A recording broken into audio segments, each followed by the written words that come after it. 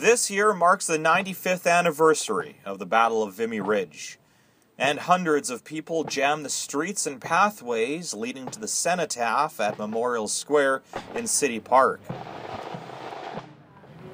This year also marks the 94th anniversary of the end of World War I, and also 94 years since the death of John McCrae. The day before he wrote his famous poem, one of McCrae's closest friends was killed in the fighting and buried in a makeshift grave with a simple wooden cross. Wild poppies were already beginning to bloom between the crosses, marking the many graves there. Unable to help his friend or any of the others who had died, Dr. McCrae gave them a voice through his poem In Flanders Fields.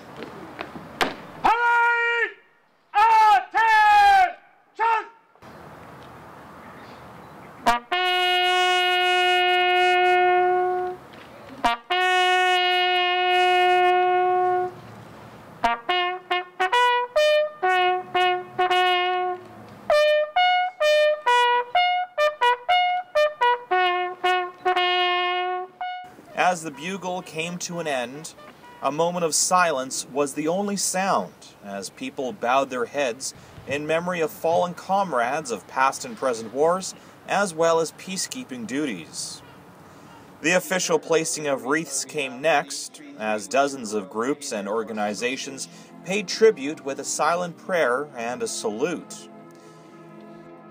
The people in attendance had all come for their own reasons, but together they shared a collective feeling. Well, it's tradition to respect all those that have fought for our peace, for our country, for our freedom. I've only been in Kelowna for 3 years, and I've been down here every year in those 3 years.